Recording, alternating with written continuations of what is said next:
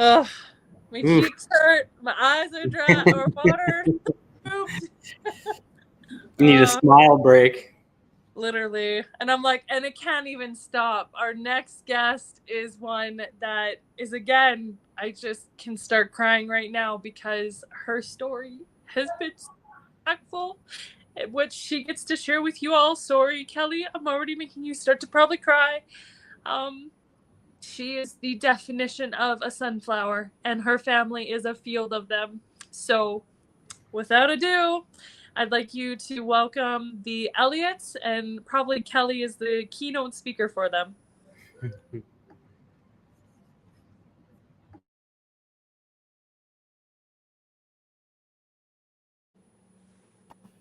There we go. Can you hear me now? I can. Perfect. Yes, thank you for making me cry right off the start. That was my biggest fear about this. Oh my God. That's good. Okay. Yeah. All right. We'll just get it all over and done with, and then we'll move on from it, right? Oh, Shanice, I'm so proud of you. You're just amazing. I think everybody thinks that and knows that here. And yeah, that everything she just said about you is completely true. And you've changed so many people's worlds and lives, and mine being one of them. So I don't really know where to start. Well, I've never spoke before I know on my story. this is probably a little bit of a leapfrog, but of course, would it not be Shanice's teachings to just throw you Okay. in the pot? Okay. Yeah. Okay. What if you feel called to just really talk about who you are, and then just kind of what it was about your personal journey, and then when you met Kyle, and then the journey with Atlas, and then where we are at the final destiny point. Okay. So at a very young age, I had a lot of health issues. So I was diagnosed with diabetes at 8, and at that time in my family, it really rocked our world. And so from then on, I kind of became, I was special. I was special in our family because, I was health-wise brittle. And so there was a lot of fear, a lot of things that were kind of ingrained in me. I learned to be a victim at a very young age, and I learned how to play that and how to use that. But I also learned to use that to hold me back. It held me back from my dreams and all my goals in life, and I kind of used it as a crutch. And so as I got a bit older, I met Kyle, and he was kind of the first person in my life, that's my husband, who didn't let me use my health as a crutch, didn't let me let it hold me back, and kind of challenged me on it. Sorry. And it kind of there was a different person in my life who really made me step up and I don't know how to describe it. Step up and live a life that I wanted to live. And then, things kind of happened. Life happened. We got married, and my grandma, who was always my rock in this world, she passed away, and it rocked me. It rocked me really hard. It still is very hard. But I had to learn to heal from that. And so that's when I started, did some therapy, and didn't really help. And I reached out to Shanice, and that Shanice helped me learn to work through some of my challenges, and there was a lot of things I needed to heal, and I'm still learning to heal. I think that's something that will always be a part of my life, but really was a game changer in getting me to where I am today. So one of the biggest things is Shanice had put on a anger retreat, and we were going because we thought, we both agreed, my husband and I, that maybe that was something that would be really good for him. And I thought, oh, I'll be there to support him. And little did I know that I held so much anger, and I needed to release that.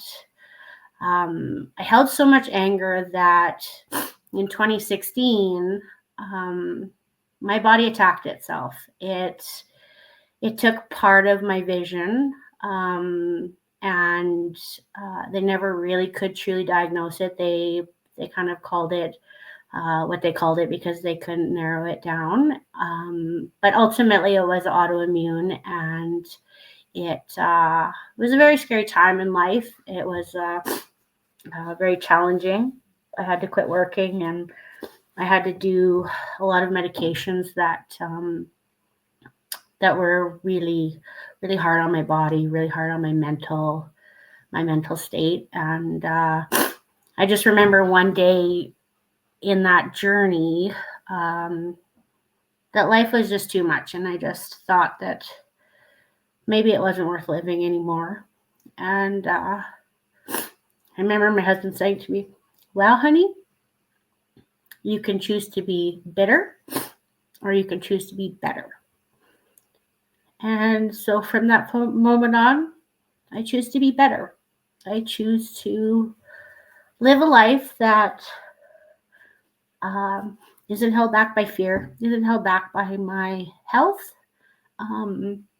It is still a part of me, and it is still something that I have to manage and deal with on a daily basis, but that's not going to be my story anymore. So then as time went on, because of some of the medications that I was on, because of that health issue,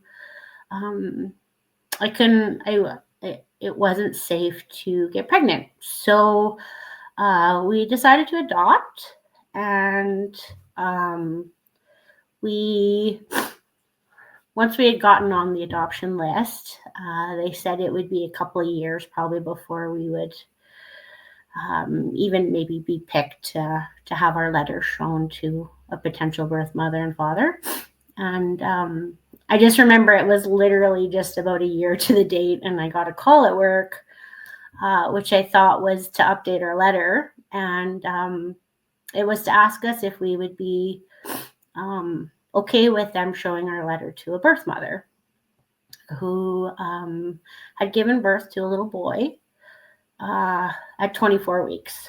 So he was a micro preemie, and he had already been in the hospital for 3 months, and he needed a mom and dad.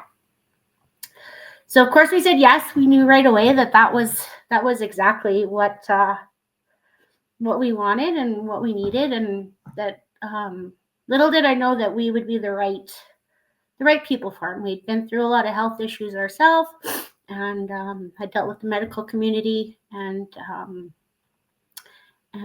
yeah, the moment we met him, we knew that was our little guy. So we spent 2 months with him still in the NICU. So he was there for 5 months, and he came home on oxygen and was on it till he was about a year and a half. And then, which was also COVID. So that was very scary. He came home in September, and COVID had kind of hit in February. So at that point, when COVID hit, because of my health issues and because of our little guy's health issues and his oxygen, Kyle ended up staying home for 2 months. He didn't go to work, and we spent every day together as a family. And COVID was kind of a blessing for our family. That was something that we would have never done, and we loved it. Didn't matter what we do in life. We just want to be together as a family. We want to spend every day together. whether it's working or doing what we need to do, but we want to be together as a family. So when Carl did end up going back to work, he lived in our holiday trailer because of our health issues, and we kind of fumbled along through COVID. And then once COVID was over, you know, we our little guy grew healthy and strong, and has no, he's just about 6, and he has no follow-up, and he's just an amazing little guy and has taught us so much in life. And so Kyle and I started doing, I guess, to get to where we are now and in our reclaim year, is through all of this, I never knew who I truly was. I never knew what my destiny was. I never knew how to ask for what I wanted, and how to not let things hold me back, and to chase my dream ultimately. And so Kyle loves to fish. I like to fish. I wouldn't say it's one of my up there top things to do, but I do love to be out in nature, and I love just the beauty of the peacefulness. And so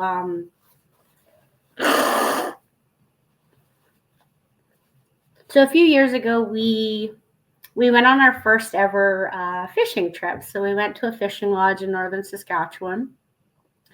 And I remember it was a drive-in fishing lodge. And I was so nervous because I thought it was the end of the world, and I thought we were going somewhere that was so far away from civilization. And I just remember getting there and getting out on the boat and just thinking, this is the most beautiful place, and the peacefulness of it. So then as time went on, Kyle's dream was always to go for a fly-in fishing lodge. And I can't say that was ever a dream of mine. Going on a float plane out to the middle of nowhere. I liked being in the bush and being in that peacefulness, but I didn't know that getting out there was something I ever really wanted to do. And so I thought, well, you know what? Let's give it a try. I can't turn it down until I give it a try. And so we found a potential lodge that we thought we might like to buy. And that was kind of our first really big taste of a fly-in fishing lodge. And I just remember stepping off the plane, and Kyle was talking about this today, about I stepped off that plane, and it just felt like home. It felt like that's where I need to be in life, where I want to be with my family. I want to welcome other families, and I want to learn other people's stories. That's something that I've always enjoyed, is just hearing other people's stories. And so that was about 2 years ago. Life kind of had been a little bit crazy since then. We knew that's where we wanted to be, and we just couldn't quite achieve it financially. Little did we know that there was some blessings in the waiting of getting there. There was some issues with the flight company selling, and just some things that if we had bought at that moment would have been a very big challenge for us. And so I feel like it was the universe telling us, this is not quite your time, even though I'm not a very patient person sometimes.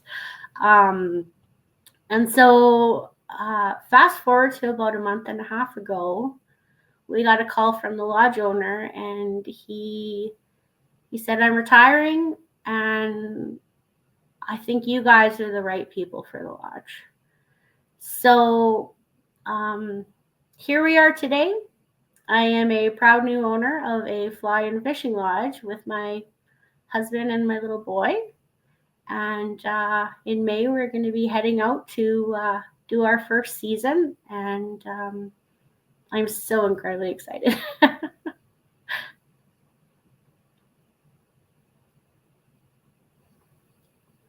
And that's where we are today. Honestly, it is unreal that what patience will test the ever believing Jesus. Yep, I could say that the last 2 years has definitely been a test of patience and perseverance and courage, right? To get to where we're going. Yep. And you know what? That's just something that I feel is just so real about what we offer in our true calling, is that you just had that gut feeling and that knowing, and the rest of the world was trying to beat you down and push you away, and just that overwhelming. All right, so sorry for the technical difficulties. It can't be a full moon experience. I'm like, what is the universe telling us now? We're just now on a whole other segment. We've been on here for a solid 8 hours, so I think Facebook was like, you're taking up too much airway. But okay, so we're gonna finish back to the part that it's about patience and really understanding as you're reclaiming and being tested and asked, like, are you really going to stay true to being this steward, this gatekeeper, this warrior for this calling, the bigger meaning behind it all? You know, how much patience that totally is overwhelming us at that exact moment. And how did that feel? What were you dealing with to just reclaim sanity at that point? So after we found our dream place, our home, it was high gear. It was, what do we do to get to this? How do we get to this dream? How do we financially get to this dream, mentally get to this dream? And so it was crazy. So it was just about 3 years ago, we decided, okay, we're going to, Kyle and I have always have done in the past and have always loved, we're home renovators. We work well together. That's something that we love to do. And so we thought, okay, let's sell our home. So we sold our home. We bought 2 houses at the same time. We moved into one of the houses. The other house was a complete gut job, as you would call it. So it was 16 months of Kyle would go for 2 hours in the morning before work. Then he'd go work his day job. He'd come home, have supper with us, and then he'd go back for 2 hours. And then we would be there all weekend as a family, doing things over there. We didn't have any summer holidays that year other than a fishing trip. It was a lot of grind, a lot of hard work. And halfway through that renovation, that reno, we had a once in a lifetime hailstorm hit our town. And so we had 2 houses. We had both of our houses had hail damage, extensive hail damage. Our storage business had extensive hail damage, not to mention our holiday trailer, our truck. It was a once in a lifetime storm. It was crazy. And so a lot of the work that had been done outside that was about a month old had to be redone. Took more time in our renovation. So in the process of all that, we thought, let's buy a rental house. And so we bought a rental house, and I had a couple, an elderly couple who were wanted to move into town. And so I showed them the rental house because there really wasn't much for sale in Killam. And so then I started talking about our flipper house we've been working on. And literally that day, so it was still 3 months before the house was even finished.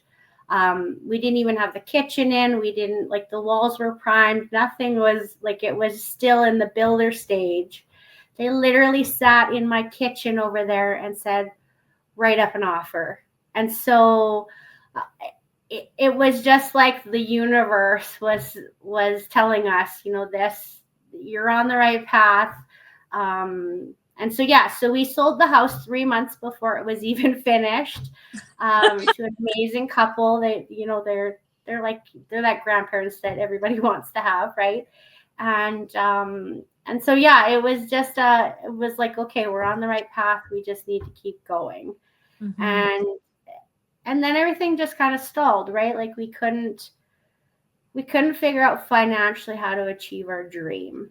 And I think that was our biggest roadblock. Was we just it felt like every direction we had gone, we were hitting a brick wall. And so as I sat in your dining room on my 40th birthday, I was just exhausted. I was just in a place of, I know where I want to go, I just can't get there.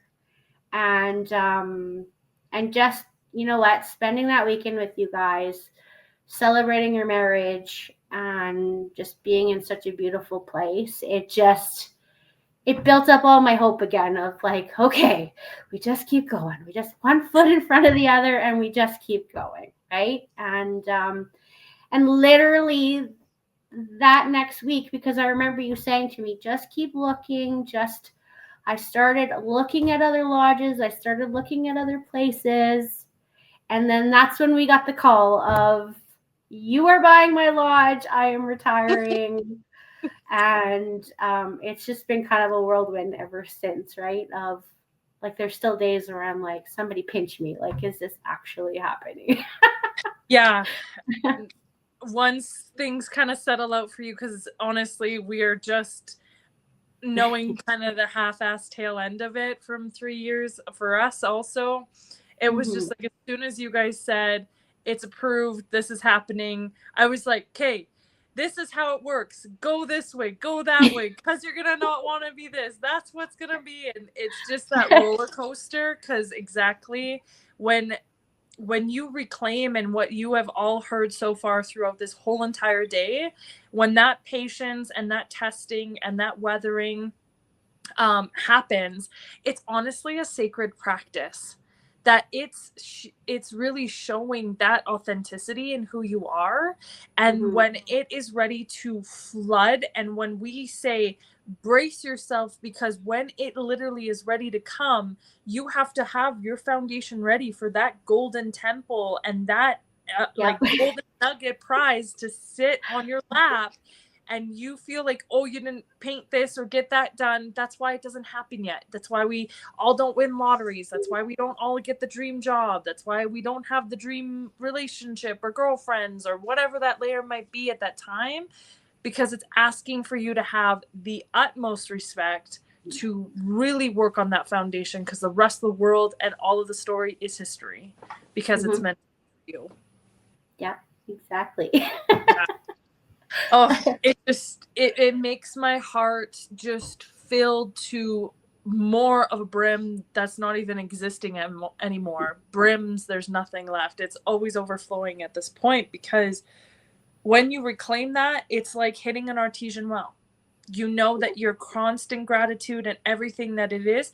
Yes, you can be busy. Yes, it could be a little chaotic. Yes, it could be a little bit daunting or scary. But after everything that, like, exactly like you stated in your story, you had to decide if you were willing to be on this planet or not. Yep. Yep. And to make the choice of, I just always loved that analogy that Kyle had said, was, you choose to be bitter or do you choose to be better? And I choose to be better. I choose to work through the generational things that are very strong. And I choose to be different. I choose to see life differently, and to embrace the challenge, but also to enjoy life, right? Yeah, just be present. And I think when you become a parent also too, right? Like you want to show your children the better world. You want to show them a life that most people won't ever get to see. And I think that's the biggest excitement is, we all get to be together as a family. That, you know, that's just something that is so strong in our desire is, we know it's hard work, we know it's a lot of work, and we're built for hard, but we just want to be together doing it, even if it is really hard, right? Yeah. And we want to show, for that little boy who fought so hard to be in this world and um, to be so strong. I want to show him a different world. I want to show him things that most kids won't ever get to see or experience, right? Honestly, Kellie, like when I think about it, and when you were talking about the anger retreat, it was so funny because right, it brought Kyle, and he Yeah. was a farmer boy and a Yeah. heavy duty mechanic, and he's coming And you into were egging me on that, like Kyle needs to come do this and Kyle needs to come. yeah. I think he just sat there most of the weekend and just it took in a lot of what I had to share. And you know what?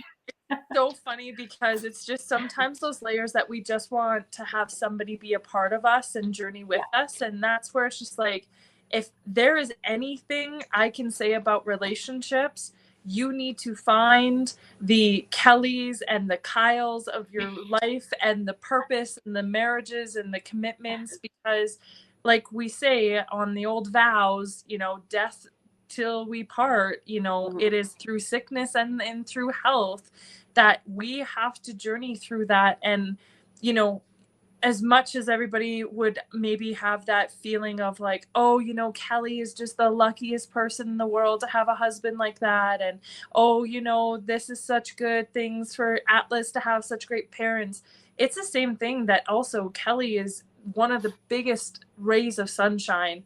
She is giving in all layers and ways, but when we are those givers too, it's sometimes the universe wants to really kind of shape and mold us sometimes to say, hey, you can give, but maybe this is going to be the caliber of giving and loving and connecting that you can offer, versus it being the things that we stereotypically think we have to give back everything in our abilities, right? Yep. And I think at some point you need to, and I'm learning this and I'm still working on this, but you need to be a little selfish. I always didn't like that word. It was not something in my vocabulary.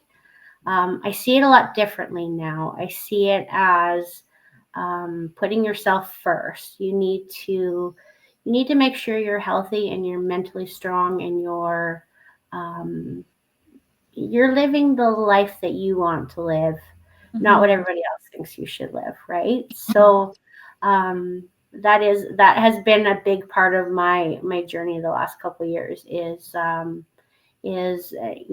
everybody thinks a fishing lodge is maybe the best idea or ideal for them.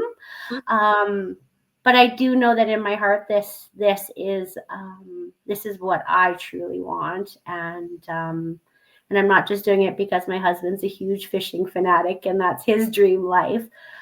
This is a dream that we've built together, right? So, so life looks a little different now, and I feel like the weight of the world is finally off my shoulders. So, that is a great feeling as well. Well, and I think that's there's two things that I want to bring up. And then the last bit you just stated about having the weight of the world off of our shoulders is just like, how do we reclaim ourselves after reclaiming the reclaiming of the reclaiming? Like, how do we actually start to help ourselves really enjoy this part of it and reclaim the fun of it, reclaim the joy of it, versus it like, okay, we got all the details, we assessed this, we got the information, this is how it works, the lab results, this came through, right?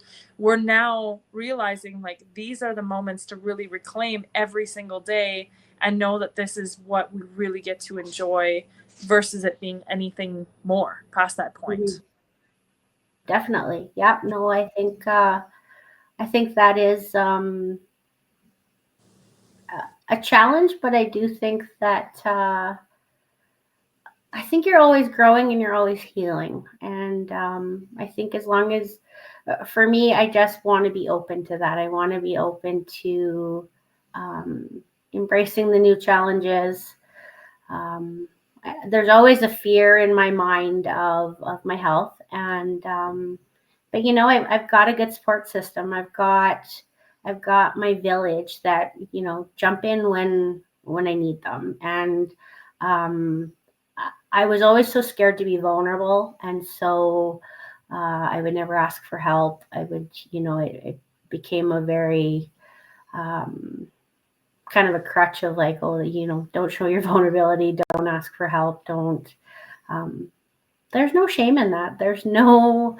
I always thought it made me less of a person, but the more that I'm learning to connect and connect deeply with my close people, I can be who I want to be, and I can be authentic. I loved that the lady that spoke a couple sessions ago, just being authentic, right? Like this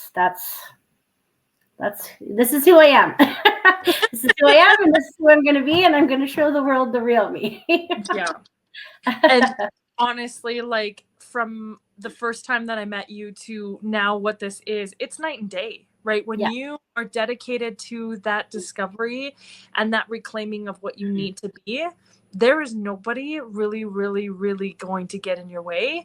It might feel like it, but it's actually just illusions just to keep testing you till you get to the real thing. Yeah, so definitely. I agree 100%. The things that I was also feeling about previously is just like, how do you reclaim after this whole thing about thinking you're gonna have support and then seeing that you don't? How do you reclaim that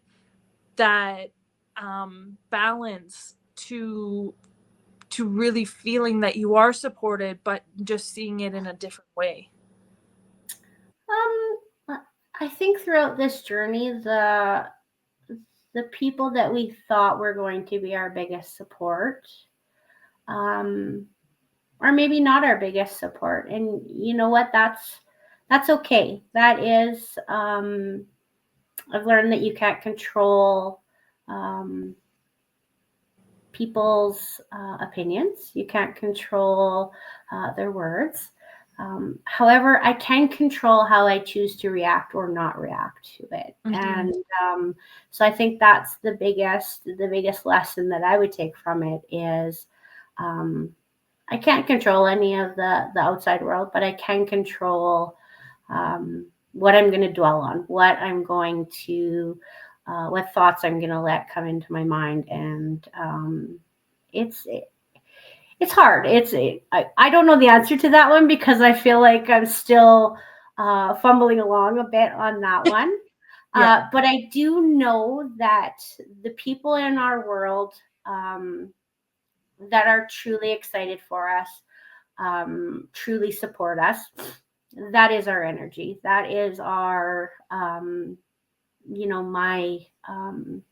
we're so grateful. We're so grateful for you and Brody. We're so grateful for our village of people who are just, in our moments of, oh my gosh, what are we doing? You're the ones there cheering us on. You're the ones there, believing in us when it's a little bit hard to believe in yourself. And it's hard not to believe in yourself when people believe in you so wholeheartedly. Yeah, sometimes it's just like you need that outside dosage just to be like, hey, well, they're still saying it's gonna go. I guess I should just keep backing up. It's like trusting somebody to back you up with a trailer and no camera. You're just trusting that they're gonna not bump your vent. Say.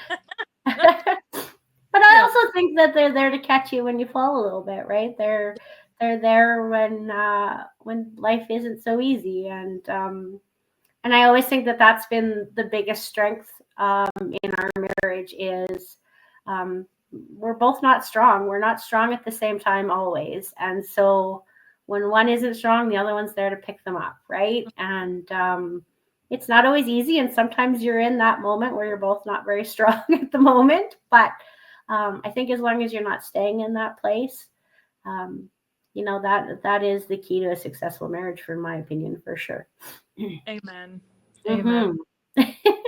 Yeah, we've been there and still going through that because we're all healing. We're all these meat suits that had all these extra tag in and tag out moments that weren't okay, and sometimes left for until it was the right person that would bring forward some beautiful teachings and healings to have the family that you guys do have now, right? Mm-hmm. Yeah. Yep, for sure.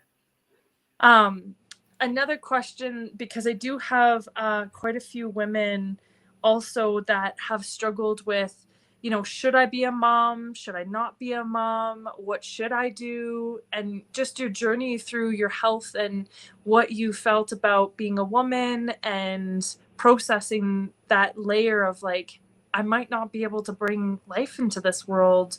How did you kind of reclaim that awareness and then having our beautiful Atlas into this world? How did you kind of deal with that? That was a long journey. So when Kyle and I first got married, I would say the first 8 years of our marriage, Kyle worked away. We didn't really spend a lot of time together. And I just always, because my dad wasn't around, he was a truck driver. So when I was young, my dad wasn't around a lot. But, I had a grandma and grandpa that were very, important role in my life, and I spent a lot of time with. And at that point in life, in our younger years, I always said a single mom. Wouldn't have been a single mom, but I wanted to have Kyle around to be able to raise a child. And so, for a lot of years, we just, children weren't really something that was a top priority on our list. And then, we were married for a little while and kind of, thought, okay, well, we'd like to be parents. And so we tried for quite a while, for quite a few years. And we always just kind of thought, like, my health, that was probably why I could never get pregnant. And then, like I said, when I had the autoimmune, the really bad autoimmune issues with my eyes, I was forced to go on some medications that, they would cause major birth defects. And so, honestly, that was very devastating for me. Thank goodness I have a husband who was the rock at that point, and it didn't matter to him. It didn't matter to him whether the child was biologically his or not. We just wanted to have children. So I remember we had gone, it was about a year after all my health issues, and my health had kind of stabilized. And we went on a backpacking trip, which was something we had never done. We went to Ireland and to Scotland. And we just kind of decided when we get back, we're going to start the adoption process, that it didn't matter where a child came from. We just wanted to be parents. Mm-hmm. And I remember a diabetic educator saying to me one day, do you want to give birth or do you want to be a mom? And that hit me pretty hard. And I still remember that to this day, because that was very impactful. I wanted to be a mom. And so, at that point, it didn't matter. I wanted to be a mom. So, we started the adoption process, and that was it was a journey, and it was out of the blue. Like I said, it was a year to the day when it was supposed to be many years, and this little boy came into our world that is so beautiful and so stubborn, but he needed to be stubborn to make it through what he went through, right? So now I wouldn't change it for the world. I wouldn't go back. I wouldn't wish for anything different. We have a beautiful family, and that's the important part. All I can say is that there's no such thing as blood, because he is a spitting image of the two of you meshed in together. So isn't it kind of crazy? It is so hard to believe. Where sometimes, like I say, reclaiming something that another being and another soul just had to journey through her journey and, have that courage and strength to say, like, this is where he needs to go, is a safe place. Like, that is the definition of a blessed adoption and co-creation, because that is how beautiful and big this cosmic whirlwind that we live in is. So magical, and we just have to believe in it just deeper and deeper every day. So yeah, And I truly believe that we were put together for a reason, right? Our family was brought together for a reason. He needed somebody to be there that could be that voice for him, right? And to advocate for him for his health. And we had been through that. Sad to say, but we're very fluent in pushing when you need to push, and doing what needs to be done, right? And so, the NICU, it wasn't overwhelming for us. It wasn't traumatizing for us because we'd already been through a lot of medical stuff as a family, right? So yeah. I sat there every day and cuddled that little baby, and some days I kind of miss that, just sitting there and cuddling the little baby, right? Oh, he was just a jelly bean to now he is the full gumball. So yeah, they grow, they make it through it. He does, yeah. Of being through that thick and thin skin. Yeah, he definitely made sure he was making it to the top. Yep, pretty much, yep. Oh, so, and like how we put those intentions out there and really staying true to it. I hope a lot of people take away from this beautiful gift that you two and just the bigger belief that there's something bigger out there is possible. And the two of you advocate that as in a partnership, and you've advocated that as just individuals, and then how you will advocate that as a family unit. Obviously all kids always want something that they don't have, so be ready for, I just wish I could only have a hot McDonald's versus the most delicious lake trout. And I was gonna say, nope, today you get a fish fry. Exactly. Yep. So we'll talk about that trauma when he's dealing with it when he's older. But it's sometimes those awarenesses that you get to bring that gift so much more out forward if you really can just stretch a bit more and just believe it can be that big. And you guys and us are really that testament of pulling our hairs out, living on couches, going through renos, not knowing if this is really what we should be doing or not, to where our 4 walls are planted. We are just so excited and so proud of you guys for keeping true to that beginning. Thank you. Yeah, I think when we became the stewards of the lodge, that was a dream long time coming, that me and Shanice, a lot of nights, even before we were together, dreaming, being like, maybe one day, it will be one day. I'm certain it'll be one day. And you just keep building and you keep dreaming bigger and bigger.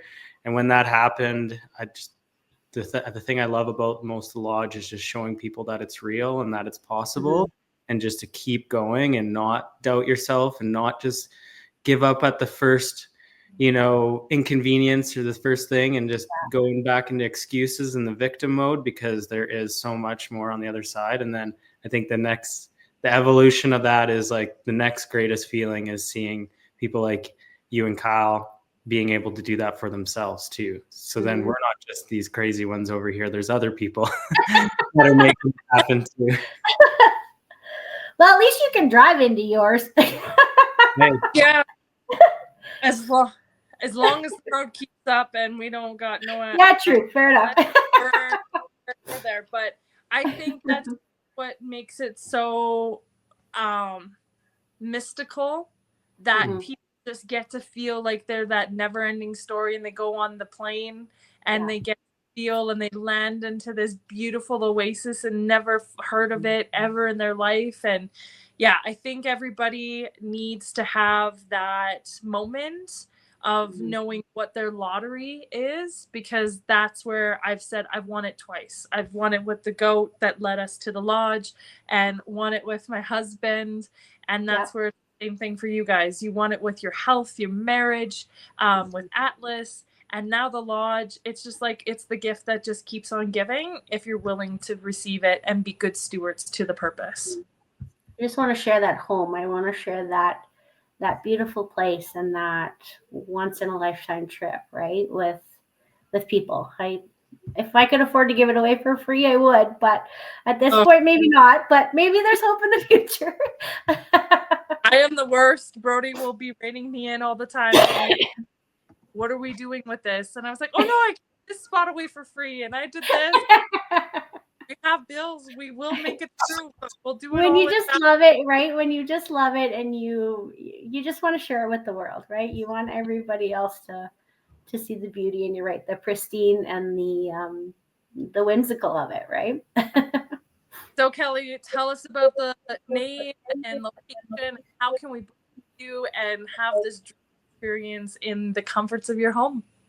Well, so we're still kind of in the process of we have this amazing website guy who's helping us out redo our website.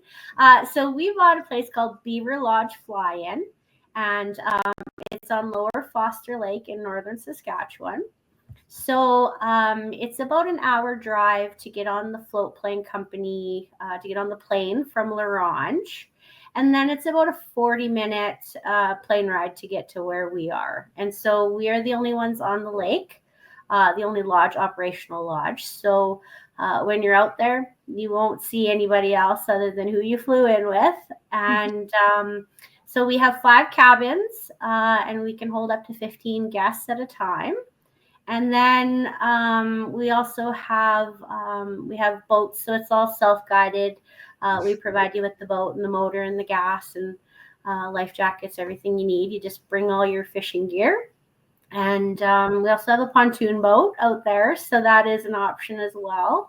And it's just beautiful. It's Canadian Shield, so it's all rock and sandy beach and forest, and it's amazing. It's absolutely amazing. I've been about a trip up there ASAP, so we will be couch surfing as soon as you got that place open. We will expect that. So yeah, so you can so we've started a Facebook page. We're also working on the website at the moment, so you can check that out. It's beaverlodgeflyin.com. And then just Beaver Lodge Fly-In is our Facebook and Instagram pages. And the wonderful Kyle is learning to do social media, so he's been doing a really great job of trying to get some stuff out to the world for that.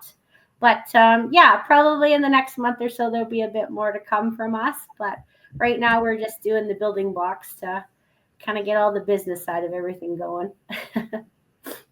Well, again, Kellie and Kyle and Atlas, we're so thankful to have you in our space, and we can't wait till this is all going to be really out there and see the chapter really shine. So thank you so much for all along on our journey.